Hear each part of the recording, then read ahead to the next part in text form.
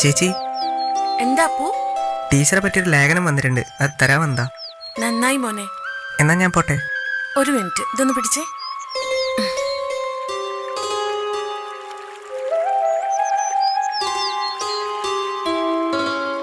ടീച്ചറമ്മ പോയി എന്ന് വിചാരിച്ച് നീ വിഷമിക്കണ്ട. എന്താവശ്യത്തിന് ചേച്ചി ഉണ്ടാവും കൂടെ. എന്നാ ശരി ചേച്ചി, എന്നാ ഞാൻ പോട്ടെ. ശരി.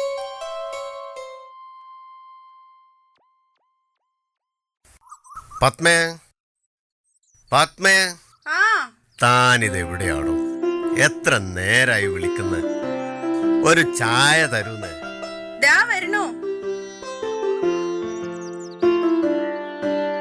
രാവിലെ ആയ ഈ ഒരു മന്ത്രം മാത്രമേ ഉള്ളൂ, ചായ ചായ. ഇത് മൂന്നാമത്തെയാ. തന്നോടൊരു ചായ ചോദിക്കുക, അത് വാങ്ങിച്ചു കുടിക്കുക, അതൊക്കെ ഒരു സുഖമുള്ള ഏർപ്പാടാ. ഇങ്ങോട്ടൊരു ചായ കിട്ടിയാലും സുഖത്തിന് ഒരു കുറവും ഉണ്ടാവില്ല. എന്താ താനിവിടെ ഇരിക്കടോ, വാന്നേ ഇരി, വാ. എന്തൊരു കഷ്ട. രാവിലെ തുടങ്ങും ശൃംഗാരം. എനിക്ക് അടുക്കളയിൽ 100 കൂട്ടം ജോലിയുള്ളതാ. അച്ഛാ, അച്ഛാ, ഇതാ അച്ഛാ ചായ.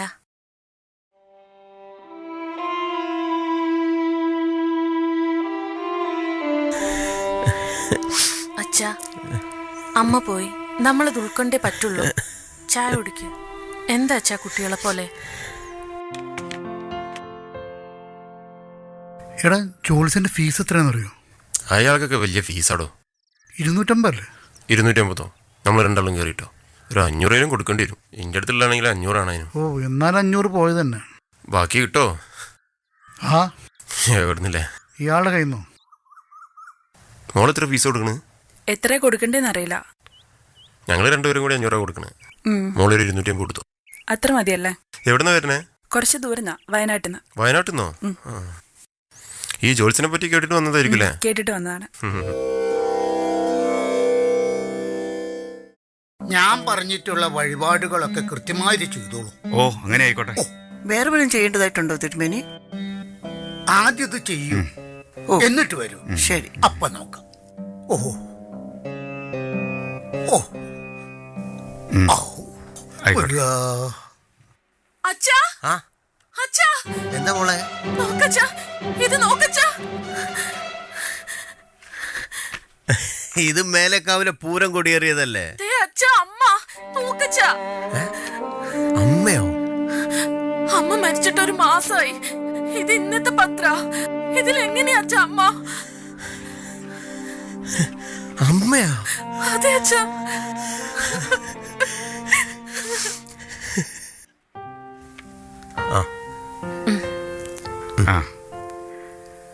മോളെന്നാ പോകുന്നത്? ഞാൻ കുറച്ച് ദിവസം കൂടെ കഴിഞ്ഞിട്ടേ പോകുന്നുള്ളൂ. ഓ, ആയിക്കോട്ടെ ആയിക്കോട്ടെ. ശരി ശരി.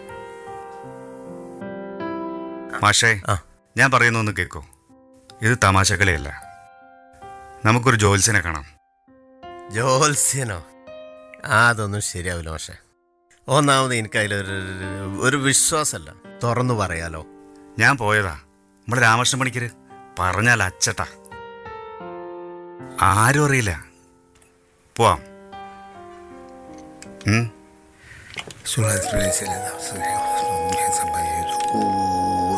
സദ്ഗുരുഭ്യോ നമഃ.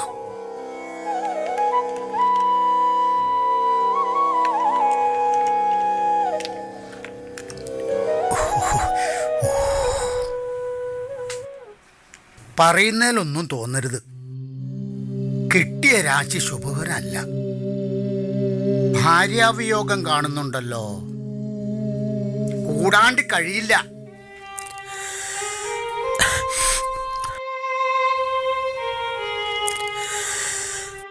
നദികുലം യഥാവൃക്ഷോ വൃക്ഷം വാ ശകുനിർയത തഥാ ത്വജ്ജനിതം ദേഹം തടോത് ഗൃഹാത് വിമുച്ചതേ എന്നാണ് പ്രമാണം.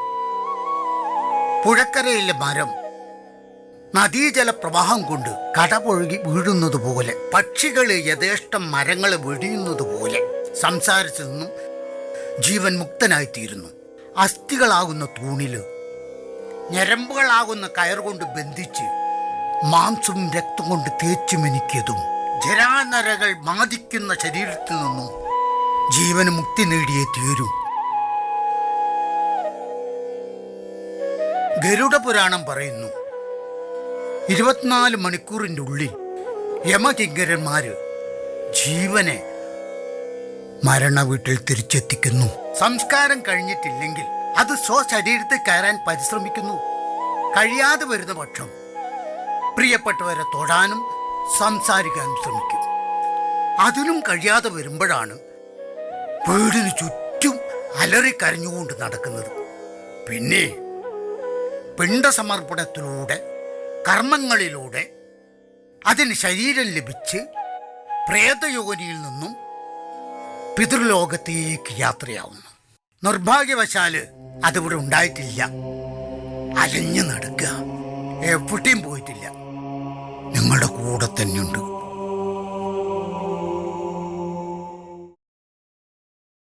മാഷേ, കർമ്മങ്ങൾ ചെയ്യണം. ആ ആത്മാവിന് ശാന്തി നൽകണം. നമ്മുടെ മേപ്പാടം തിരുമേനിയെ കണ്ട് കാൽ കഴിച്ചൂട്ട്, അന്നദാനം, പശുദാനം നടത്തണം. പിന്നെ സ്വർണ്ണ പ്രതിമയിലൊരു ആവാഹനം. ഇത്തിരി ദമ്പടി ചെലവുള്ള കാര്യമാണ്. തിരുമേനി പറഞ്ഞോളൂ, എൻ്റെ പത്മക്ക് മോക്ഷം കിട്ടണം. എത്രയാച്ചാ പറഞ്ഞോളൂ. 2 ലക്ഷം.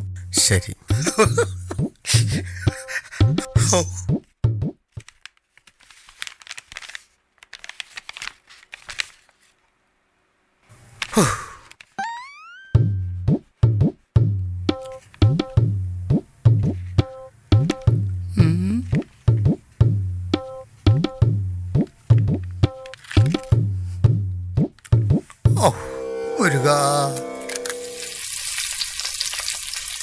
മോളെ, അച്ഛന് ഇത്തിരി എരിവുള്ളതാട്ടോ ഇഷ്ടം.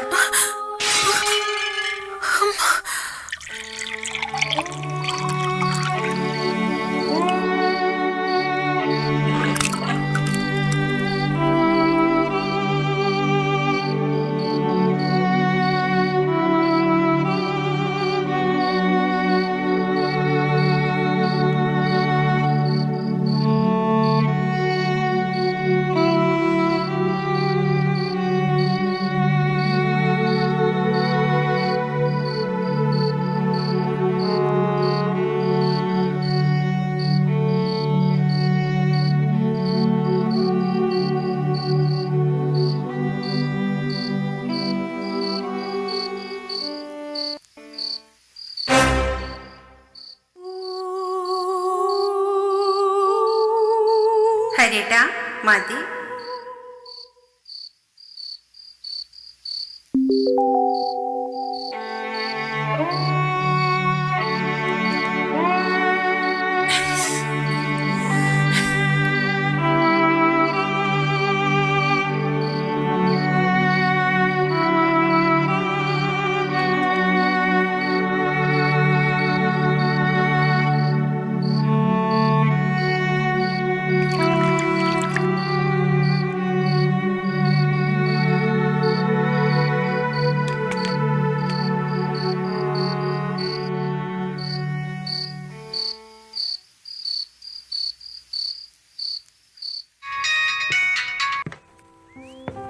ആ എന്താ കഥ?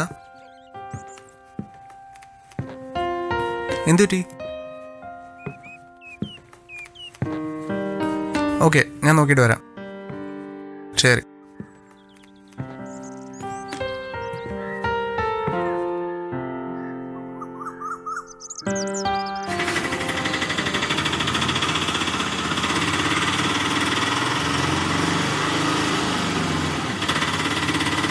ആ, ഞാൻ എന്നാ പിന്നെ വിളിക്കട്ടോ.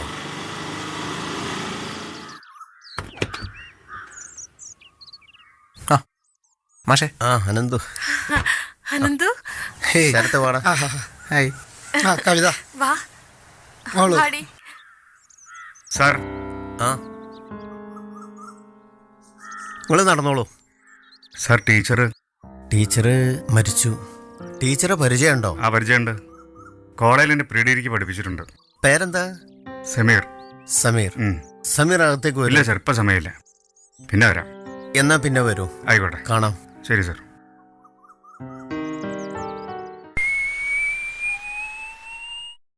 ഞാൻ പറഞ്ഞല്ലോ സാർ, എനിക്ക് ആത്മാവിലോ ദൈവം എന്ന് പേരിട്ട് വിളിക്കുന്ന ആകാശമാമിലോ ഒരു വിശ്വാസമില്ല. ഈ ജ്യോതിഷിക ശുദ്ധ തട്ടിപ്പ. അങ്ങനെയല്ല അനന്തു, അതൊരു ശാസ്ത്രമല്ലേ? ശാസിക്കപ്പെടുന്നത് ശാസ്ത്രം എന്നർത്ഥത്തിൽ അങ്ങനെ പറയാം, ഗൗളിശാസ്ത്രം പോലെ. അല്ലാതെ സയൻസ് ആയിട്ട് പുലബന്ധം പോലുമില്ല. സാർ, അതിനവൻ രവിചന്ദ്രൻ സാറിന്റെ ആളാ. എത്തിസം ഈസമൊന്നുമല്ല സാർ, മനുഷ്യർ ചിന്തിക്കുന്ന പോലെ യുക്തിപരമായി ചിന്തിക്കണമെന്നേ ഉള്ളൂ. ഈ ആത്മാവിൽ വിശ്വസിക്കാൻ തുടങ്ങുമ്പോൾ നമ്മുടെ ആത്മവിശ്വാസം തന്നെ നഷ്ടപ്പെടും. അത് ശരിയാ. എൻ്റെ അച്ഛൻ സീരിയസ് ആയിട്ട് ഹോസ്പിറ്റലിലായിരുന്നു.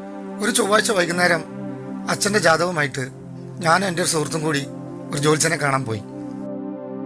അന്ന് ലേശം കാറ്റും മഴയുള്ള ദിവസമായിരുന്നു. വിളക്ക് കൊളുത്ത് വെച്ച് ജാതകം തുറന്നപ്പോൾ പെട്ടെന്ന് വിളക്ക് കെട്ടു. പിന്നെ കാറ്റുള്ളപ്പോൾ വിളക്ക് കെടാതെ കത്തു സാർ. നിർത്താനന്തോ, അവൻ പറയട്ടെ. വിളക്ക് കേട്ടത് അപശകരമാണെന്ന് പറഞ്ഞ് ജ്യോത്സ്യൻ ജാതകം തിരിച്ചു വന്നു. പിന്നെ എൻ്റെ നിർബന്ധത്തിന് വഴങ്ങി ജ്യോത്സ്യൻ ജാതകം വീണ്ടും നോക്കി. ഞാൻ പഠിച്ച ശാസ്ത്രപ്രകാരം ആ ജാതകത്തിന്റെ ഉടമസ്ഥന് ഞായറാഴ്ച വരെ ആയുസുള്ളൂ എന്നാണ് അയാൾ പറഞ്ഞത്. പക്ഷെ പിറ്റേ ദിവസം മുതൽക്ക് അച്ഛന്റെ ആരോഗ്യനില വളരെയധികം മെച്ചപ്പെട്ടു. ശനിയാഴ്ച ആകുമ്പോഴേക്കും അച്ഛന്റെ ആരോഗ്യനില കൂടുതൽ മെച്ചപ്പെട്ടു. അങ്ങനെയാണെങ്കിൽ തിങ്കളാഴ്ച ഡിസ്ചാർജ് ചെയ്യാമെന്ന് ഡോക്ടർ പറയുകയും ചെയ്തു. പക്ഷെ ഞായറാഴ്ച രാവിലെ ആയപ്പോഴത്തേക്കും സ്ഥിതി വളരെ വഷളായി. ഏതാണ്ട് ഒരു 10-10:30 ആയപ്പോഴേക്കും അച്ഛൻ ഞങ്ങളെ വിട്ടുപോയി. അതൊരു കോയിൻസിഡൻസ് മാത്രമാണ്. അയാളൊന്ന് എറിഞ്ഞു നോക്കി അത് കൊള്ളേണ്ടടുത്ത് കൊണ്ടു, അത്രേ ഉള്ളൂ. അങ്ങനെയല്ല അനന്തു, ചില അനുഭവങ്ങൾ നമ്മളെ വിശ്വസിപ്പിക്കും. ആഴത്തിൽ പഠിക്കാതെ ഒന്നിനെയും വിമർശിക്കരുത്. ഇപ്പം എൻ്റെയും ഉള്ള അനുഭവം കണ്ടില്ലേ? എൻ്റെ സാറേ, നിങ്ങൾ മൂന്നാളും തമ്മിലുള്ള സ്നേഹത്തെപ്പറ്റിയും ടീച്ചർ മരിച്ചപ്പോഴുണ്ടായ ശൂന്യതയെപ്പറ്റിയും നന്നായി മനസ്സിലാക്കിയ അയാൾ ആത്മാവ് നശിച്ചിട്ടില്ല എന്നൊരു സാക്ഷ്യം നിങ്ങൾക്ക് കിട്ടുന്നു. അതൊരു ഹാലുസിനേഷനായി വർക്ക് ചെയ്തു, അത്രേ ഉള്ളൂ. എന്റെ അനന്തു ഒന്ന് നിർത്ത്. നിങ്ങൾ പ്രശ്നം ഉണ്ടാക്കാനാണോ അതോ പരിഹരിക്കാനാണോ വന്നത്? Okay sorry. നീ എനിക്ക് 2 ദിവസം സമയത്താ ഇതിന് പരിഹാരം കണ്ടിട്ടേ ഞാൻ അങ്ങോട്ട് വരുള്ളൂ. പിന്നെ സാറേ, 2 ദിവസത്തേക്ക് ആ പണിക്കാരുടെ വഴിക്ക് പോയേക്കരുത്. തീർച്ചയായും. ഓക്കെ ശരദേവാ. ഓക്കെ ആ ശരി. ഓക്കേടാ, ശരി. ശരി. ശരി സാർ.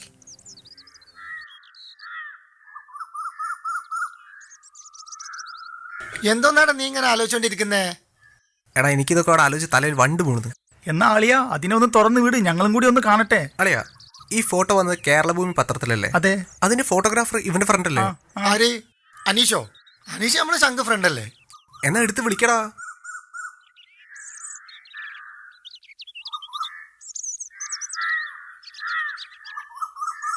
അളിയാ, ഞാനടാ. എവിടെയുള്ളത്? റൂമിലാണോ? ആ, ഒരു ചെറിയ പ്രശ്നമുണ്ടടാ. പിന്നെ ഒന്ന് കാണേണ്ടിയിരുന്നു. ആഹാ, എന്താണ് കാഴ്ചക്കൊലയായിട്ട് 500 അതാ ലിറ്ററോ? ഓക്കെ ശരി ഞാൻ കൊണ്ടുവരാം. എടാ, അവൻ റൂമിലുണ്ടെന്ന് പറഞ്ഞു. ഉണ്ടോ? ആ, മൊയ്തീനെ എന്താ പരിപാടി? നീ വരുന്നുണ്ടോ? ഞാൻ കുറച്ച് തിരക്കില്ല, നിങ്ങൾ പോയിക്കോളി. എന്നാ ഞാൻ പോട്ടെ. അനന്തോ,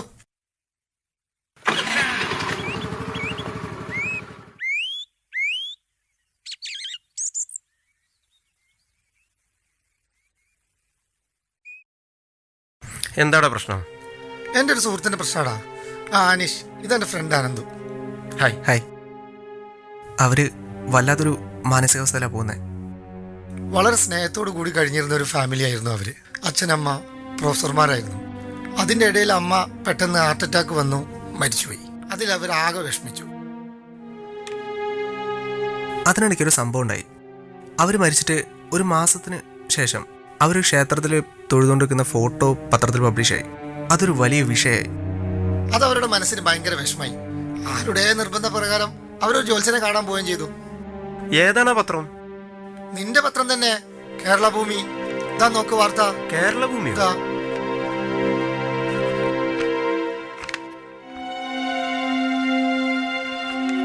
സ്വാതന്ത്ര്യദിനത്തിന് ചെങ്കോട്ടിൽ കൊടിയുയർത്തിയ ചിത്രം ഇടാറുണ്ട്. സാധാരണ നമ്മൾ 4-5 കൊല്ലം മുമ്പത്തെ ചിത്രമാണ് ഇടാറുള്ളത്. ഇത് മേലേക്കാവിലെ കൊടിയേറ്റത്തിന്റെ ചിത്രം തന്നെയാണ്. ഈ ഒരു ആംഗിളിൽ നിന്ന് അതിന്റെ ഫോട്ടോ എടുക്കാനും പറ്റുള്ളൂ. പക്ഷെ അന്ന് ഞാൻ പ്രധാനമന്ത്രിയുടെ ഒരു പ്രോഗ്രാം അറ്റൻഡ് ചെയ്യാൻ പോയിട്ടുണ്ടായിരുന്നു. ഇതെനിക്ക് അറ്റൻഡ് ചെയ്യാൻ പറ്റില്ല കൊടിയേറ്റത്തിന്. അപ്പോൾ ഇതെന്തായാലും പുതിയ ന്യൂസിന്റെ കൂടെ കഴിഞ്ഞ വർഷത്തെ ഫോട്ടോ കൊടുത്ത് അറ്റാച്ച് ചെയ്ത് വന്നതാണ്. അത്രേ ഉള്ളൂ സംഭവം, വേറെ ഒന്നുമില്ല ഇതിൽ. നിനക്കാൻ വെച്ചിട്ടുണ്ടോ? സാർ, വണ്ടി താഴെ വന്നിട്ടുണ്ട്. ഒന്ന് വെയിറ്റ് ചെയ്യൂ, ഇപ്പോൾ വരാം. ശരി സാർ. ഓക്കെ അനീഷേ, നീ കണ്ടിന്യൂ. ഞങ്ങൾ ഇറങ്ങട്ടെ, ചെറിയ പരിപാടി. ശരി, ഒന്ന് കറങ്ങിയിട്ട് വരാം. ഓ, കാണാം. വൈകിട്ട് കാണാം. ശരി ശരി. ഓക്കെ ബ്രോ, ശരി. ആയിക്കോട്ടെ.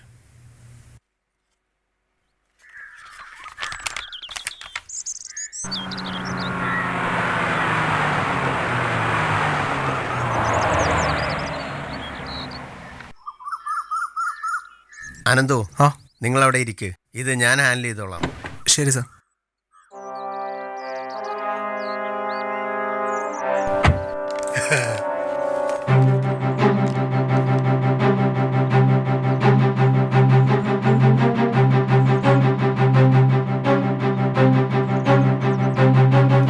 പറഞ്ഞാലും നേരത്തെ എത്തിയല്ലോ. ചാർത്തൊക്കെ റെഡിയാക്കി വെച്ചിരിക്കണം. ബാലൻസ് 1 ലാക്ക് ഉണ്ടല്ലോ. ഓ ഇവിടുന്ന് വേണ്ട, അകത്ത് ദാവാ. പോന്നോളൂ പോന്നോളൂ പോന്നോളൂ പോന്നോളൂ. കയറിക്കോളൂ കയറിക്കോളൂ, ആര് കാണണ്ട. ഓ മുരുകാ. അടുത്തേക്ക് വയ്ക്കാം. ആ കാലം ചില്ല, അത് വേറെ പാർട്ടിയായിട്ട് മേടിച്ചാ.